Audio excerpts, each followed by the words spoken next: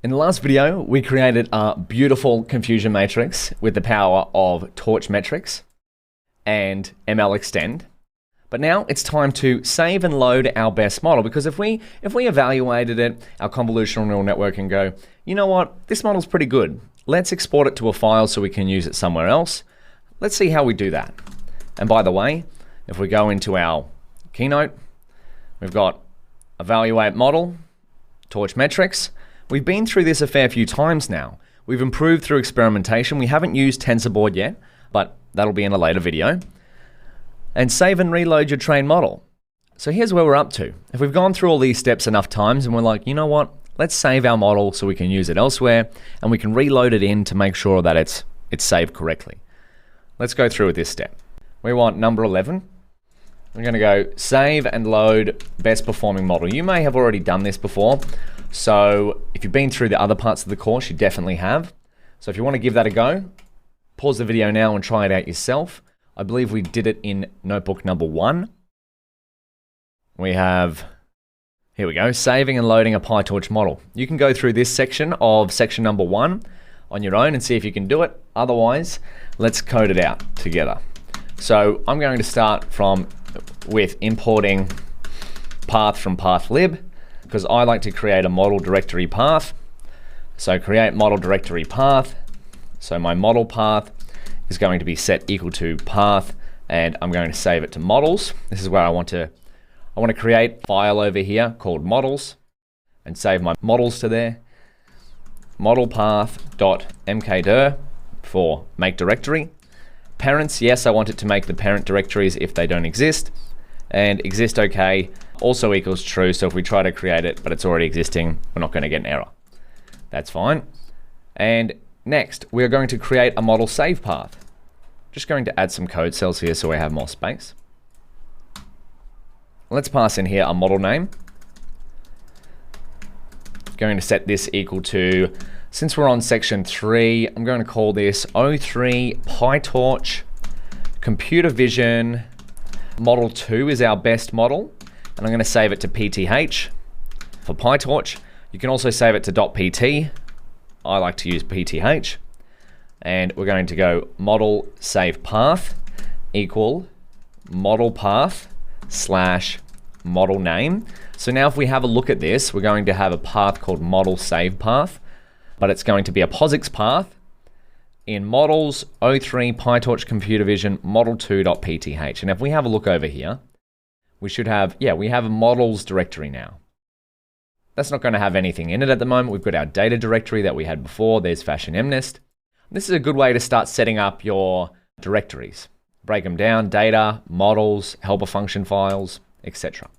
But let's keep going. Let's save the model state dict.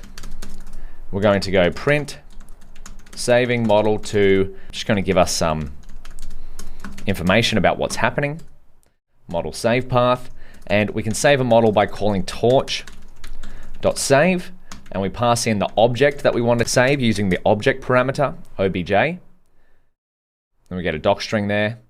We're going to go model 2, we want to save the state dict. Recall that the state dict is going to be our model's what? Our model's learned parameters on the data set. So all the weights and biases and all that sort of jazz. Beautiful. So when we first created model 2, these were all random numbers. They've been, or since we trained model 2 on our training data, these have all been updated to represent the training images. And we can leverage these later on, as you've seen before, to make predictions. So I'm not going to go through all of those, but that's what we're saving. And the file path is going to be our model save path. So let's run this and see what happens. Beautiful. We're saving our model to our model directory. And now let's have a look in here. Do we have a model? Yes, we do. Beautiful. So that's how quickly we can save a model. Of course, you can customize what the name is, where you save it, etc., etc. Now, let's see what happens when we load it in. So create a new instance. Because we only saved the state dict of model 2, we need to create a new instance of our model 2, or how it was created, which was with our class fashion mnist v2. If we saved the whole model, we could just import it to a new variable, but I'll let you read back more on that, on the different ways of saving a model in here. There's also a link to the PyTorch documentation. Would highly recommend that. But let's see it in action. We need to create a new instance of our Fashion MNIST model v2, which is our convolutional neural network. So I'm going to set the manual seed. That way when we create a new instance, it's instantiated with the same random numbers. So we're going to set up loaded model 2 equals Fashion MNIST v2. And it's important here that we set it up with the same parameters as our original saved model. So Fashion MNIST v2. Oh, we've got a typo here. Oh, Fashion MNIST model v2. Wonderful. So the input shape is going to be 1 because that is the number of color channels in our test, in our images. Test image.shape. Do we still have a test image?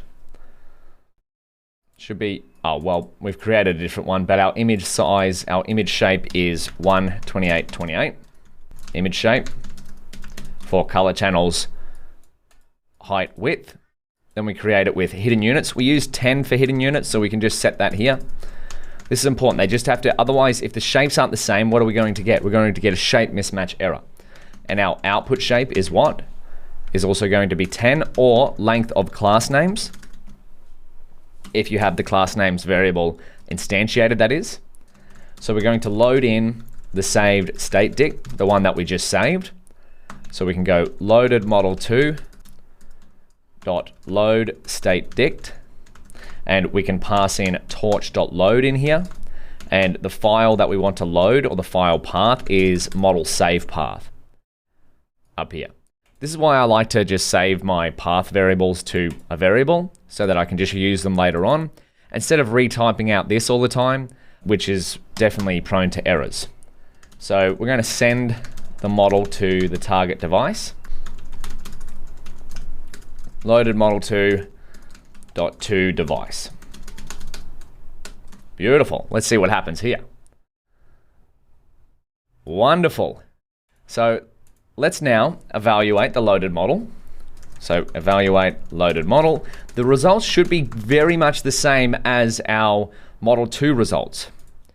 So model 2 results. So this is what we're looking for. We want to make sure that our saved model saved these results pretty closely. Now I say pretty closely because you might find some discrepancies in these lower decimals here, just because of the way files get saved and something gets lost, etc., etc. So that's just to do with precision in computing. But as long as like the first few numbers are quite similar, well, then we're all gravy. So let's go torch manual seed. Remember, evaluating a model is almost as, well, is just as important as training a model.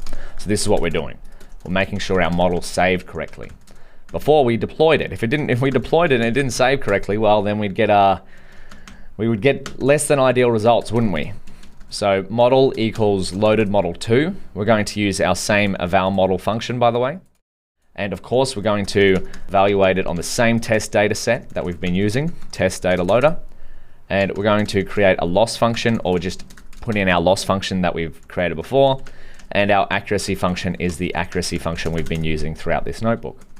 So now let's check out loaded model 2 results. They should be quite similar to this one. We're going to make some predictions. And then if we go down, do we have the same numbers? Yes, we do. So we have 56829, 56829, wonderful. And 31358, 31358, beautiful. It looks like our loaded model gets the same results as our previously trained model before we even saved it. And if you wanted to check if they were close, you can also use torch.isClose. Check if model results, if you wanted to check if they were close programmatically, that is, because we just looked at these visually. Check if model results are close to each other. Now we can go torch.isClose. We're going to pass in torch.tensor. We have to turn these values into a tensor. We're going to go model to results, and we'll compare the model loss. How about we do that? We want to make sure the loss values are the same, or very close, that is, with torch.isClose. Torch.tensor, model, or we want this one to be loaded model 2 results. model loss. Another bracket on the end there, and we'll see how close they are. True. Wonderful. Now, if this doesn't return true, you can also adjust the tolerance levels in here. So we go atol equals, this is going to be the absolute tolerance. So if we do 1 to the -8, it's saying like, hey, we need to make sure our results are basically the same up to 8 decimal points. That's probably quite low. I would say just make sure they're at least within 2. But if you're getting discrepancies here between your saved model and your loaded model, or sorry, this model here, the original one, and your loaded model, if they are quite large, so they're like more than a few decimal points off in this column or even here, I'd go back through your code and make sure that your model is saving correctly. Make sure you've got random seeds set up. But if they're pretty close, like in terms of within 3 or 2 decimal places of each other, well then I'd say that's close enough. But you can also adjust the tolerance level here to check if your model results are close enough programmatically. Wow, we have covered a fair bit here. We've gone through this entire workflow for a computer vision problem. Let's, in the next video, I think that's enough code for this section, section 3, PyTorch computer vision. I've got some exercises and some extra curriculum lined up for you. So let's have a look at those in the next video. I'll see you there.